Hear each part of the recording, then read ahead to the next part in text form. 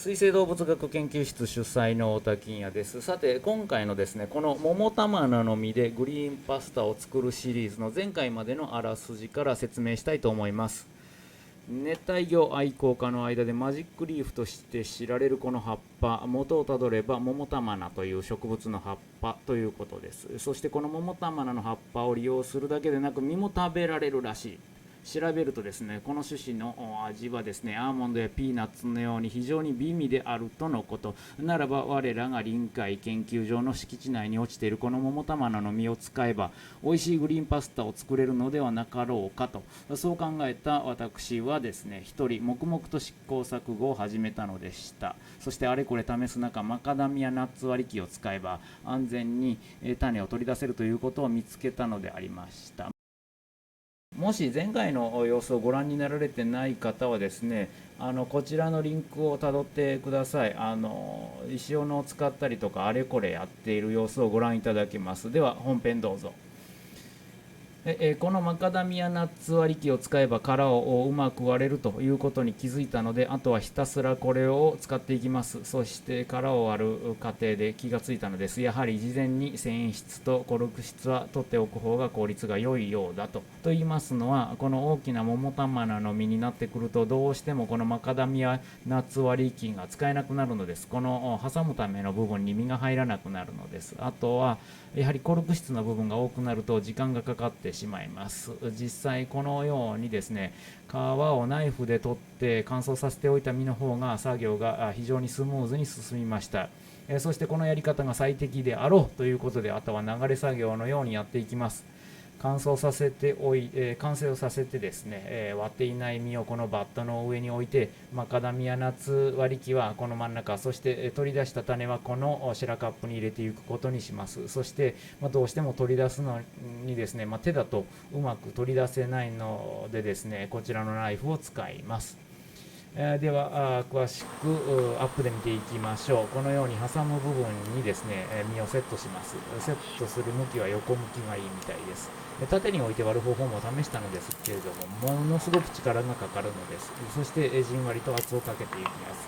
す。そうするとですね、パキッと鋭い音がして、身の一部にひびが入ります。ひびはこのように V の字に入ることが多いです。しかし角度はまちまちでいきなり割れる場合もあります。ひびが入ったのが確認できたら、さらに徐々にですね、圧をかけていきます。そうすると殻が2つに割れて、種が見えてきます。ここまで来るともうそれほど力を入れる必要はありません。そっと取り出して一方の殻を外してですね、中の種子を取り出します。もし一方の殻がうまく取れない場合はナイフでですね、ナイフをひびの間に入れてやってですね、殻を取り出します。ちょっとここでくるみの仲間と桃玉菜の違いを考えてみましょう。いろいろやって気がついたのですけども、どうもくるみの仲間と桃玉菜ではですね、割れ方に違いがあるみたいなのです。くるみの仲間は割った後の殻がですね、左右で対称の形をしているんです。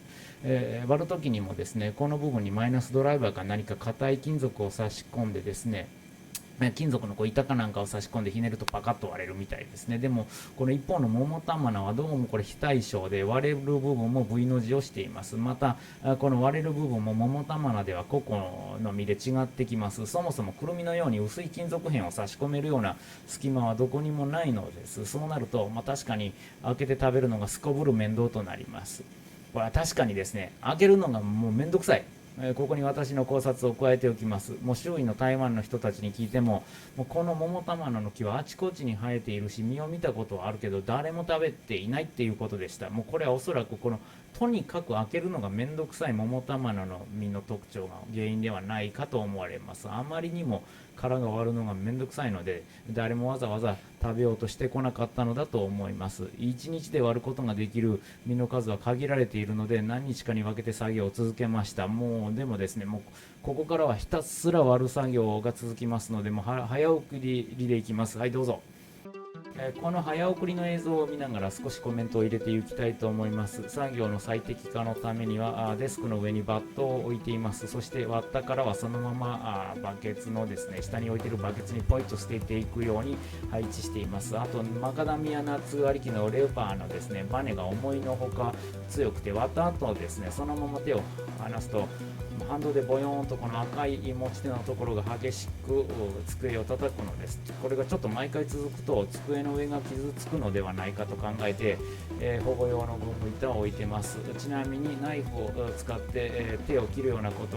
は、あまりないのですけれども、この時は作業があまりにも長く続いてですね、疲労が溜まってしまい、思わずナイフの先で左指をちょっと突き刺してしまいました。前回皮むきの時に散々あれだけナイフを使って指をもう怪我することはほとんどなかったのですが、さすがにこの作業は大変だったのだと思われます。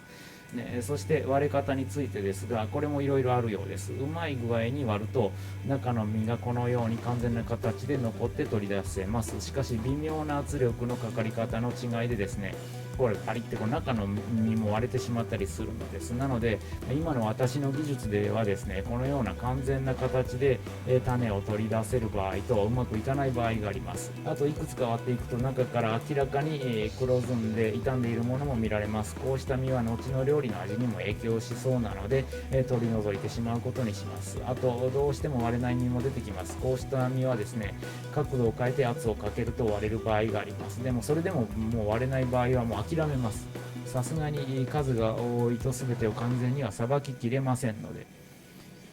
はい、シェラカップいっぱいの桃タマナの実が集まりました。これそのまま食べても美味しいのですが、ちょっとローストすることにします。中には迷い込んでしまった小さな虫もいそうですし、直接手で触れてしまったりしているので、ちょっとこのままではですね、調理後に傷むのが早そうだと思ったのです。なのでちょっとですね、火を入れる方がいいのではないかと思いました。なんとなく少し火を入れてやった方がですね、香りも良くなるかなと思ったのでローストすることにしました。小さなフライパンで少しいるような感じです。いった後はメッシュに通します。こうすると中に入っていた砂とかアリとか、あと繊維質やコルク質とかのこういう細かな破片などが取り除かれるだろうと思ったからです。そしてペットボトルに入れてしまっておくことにします。今回本編これまでです。桃玉菜の実の収穫を始めたのが9月ぐらいで、このように殻を割り始めたのがもう11月なので、もう2、3ヶ月経ってですね、ここまでたどり着いたわけです。でこれからいよいよ調理に入りますが、それは次の機会でお届けします。もし見逃したくない方は今すぐにチャンネル登録をしてお待ちください。それではまた。